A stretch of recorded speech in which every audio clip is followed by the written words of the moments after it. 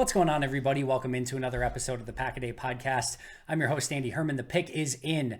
The round 3 selection is somebody that I had predicted to Green Bay in round 2. It is Tucker Kraft, the tight end out of South Dakota State. Friends, we are reaching pants off, dance off territory. Brian Gutekunst has done a masterful job on day 2 of the draft. For those of you who are looking for playmakers, he went out and he got playmakers. Tucker Kraft at tight end, Luke Musgrave at tight end, Jaden Reed at wide receiver. And before we get into Tucker Kraft really quick, I just want to say Brian Gutekunst and how he attacked the tight end position, that was one of the deepest in years, waited until day 2, and then got one of my favorite tight ends in the draft in Luke Musgrave, and what I thought was maybe the most underrated tight end in the draft in Tucker Kraft, I think has been masterful by Brian Gutekunst. And that's what you want to do. When you have a position that is extremely deep with a ton of talent, this has been talked about as one of the deepest tight end classes in a long time, you attack it. You attack it aggressively. And I said before the draft, if there was ever a time, and I said the funny anecdote the other day of they don't have a tight end room. They don't have a tight end room. It was Josiah DeGuara, an H-back fullback. And then you're going to Tyler Davis after that. And then it's, a couple of flyers on, some previous undrafted guys. And that was it. That's not a tight end room. But if ever there was a draft that you wanted to go into that you didn't have a tight end room, this was the draft. And they attack it aggressively by getting Tucker Kraft and Luke Musgrave, both on day 2 of the draft. I'm going to stamp it right now, put it in ink. This is going to break the 3rd round curse. Tucker Kraft is going to do it. I'm putting it out there right now. I'm putting it into the universe. This is exactly the last thing that they needed at the tight end position, right? You've got your big receiving tight end in Luke Musgrave. You've got your H-back fullback in Josiah DeGuara. You needed a true Y. You needed somebody who could line up in line and be your true overall blocking tight end. You can move a little bit. And the thing with Kraft is that you can use him in a variety of different ways. You can use him in line as a wide tight end. You can use him as a move tight end. You can use him as an H-back fullback. He did a little bit of everything with South Dakota State. But this is exactly what Green Bay needed, and now they have different flavors. And that is the theme of the day for Green Bay, is they have all of these different flavors of players on their roster now, something they did not have at all going into this draft. You went in with basically no tight end. You had no slot wide receiver. You had no, you lacked playmakers. Like, you didn't go in with anything. Now you've got, and again, I want to be very clear here. This is not me saying all of these guys are going to turn out and they're going to have this amazing explosive offense in year 1, but they have different flavors of players for the first time in a very long time with these weapons on offense, and players that are going to develop together at the same time, at the same timeline. And that's what I really like about this. And you've got, again, your playmaking wide receiver in Christian Watson, your overall wide receiver Romeo Doubs, your slot now in Jaden Reed, your big tight end, receiving threat tight end in Luke Musgrave, your wide tight end in Tucker Kraft, your H-back fullback in Josiah DeGuara, your power back in A.J. Dillon, your playmaking running back in Aaron Jones, and of course, your new quarterback in Jordan Love, with a good offensive line ahead of them. They're probably going to, maybe draft a couple guys on day 3 here on the offensive line, but they have the depth that they need right now. They didn't need to attack that position aggressively. They're going to be just fine there. I have no idea if this is going to be a good offense. I have no idea if this is going to be a bad offense, but I'm excited about the different variety of players that they now have on this team. And that is in large part to what Brian Gutekunst did on day 2 of the draft. Now, as far as Tucker Kraft goes, 9.68 RAS guy, 22 years old. He'll be 23 in November.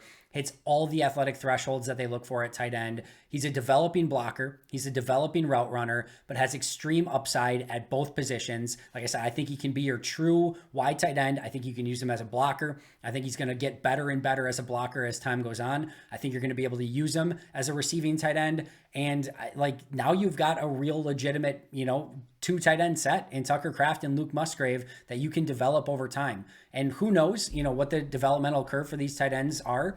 It is one of the hardest positions, and the quarterback's the hardest position, but it is one of the hardest positions to learn in all of NFL, because you have to learn the run blocking like an offensive lineman, the pass protection and blitz pickups like an offensive lineman, the route tree like a wide receiver, all the nuances that go into the route running and the releases at the line of scrimmage, all of the motions, all of the audibles, all of the protections.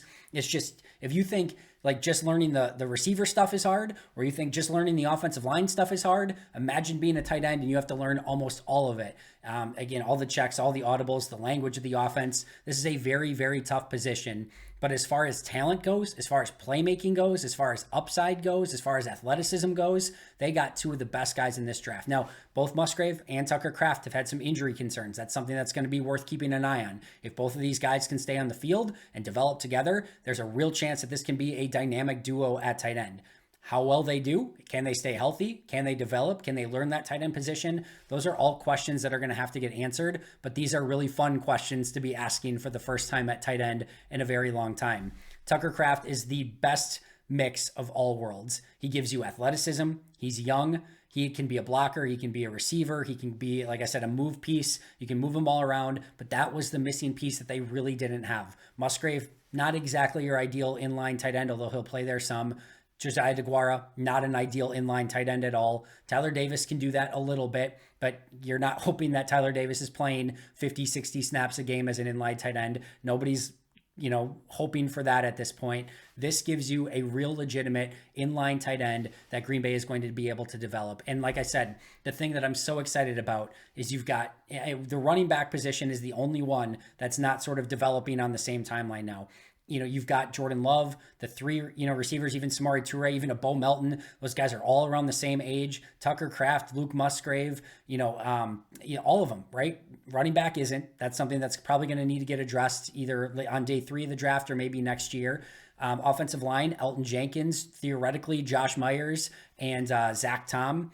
We'll see if they end up keeping John Runyon Jr., but a lot of those guys, we'll see what happens with Sean Ryan and some of the other guys like a Rasheed Walker and a Caleb Jones and things like that. But you've got an offense now that all of those guys that I just mentioned are like, 24, 25 years old, or some of them obviously much younger, the guys that just got drafted, 23, 22.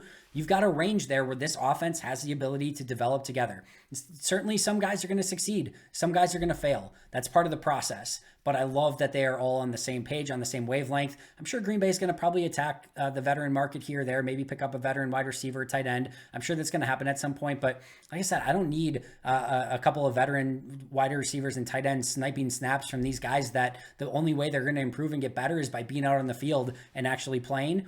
And go out and let them play, let them learn, and let's see if this group can go out and develop together on the same timeline. I am extremely excited about this offense. Like I said, we're reaching pants off, dance off territory of just fun players on day 2 of the draft. This has been my favorite day 2 of a draft maybe ever, but going out and getting 2 really fun tight ends with a playmaking slot receiver who can play outside, who can punt return, who has some playmaking ability.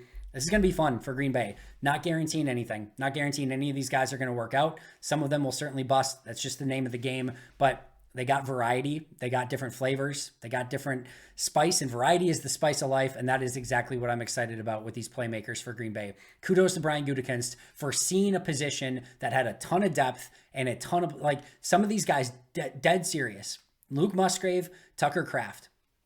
In a normal tight end class where you don't have a deep tight end class like this, you could have easily had a situation where Luke Musgrave goes mid-round 1 and Tucker Kraft goes early round 2. Dead serious. Like that, it's just the tight end group is so strong in this class that, teams, didn't attack it as aggressively. And some of these guys fell a bit further than they normally would.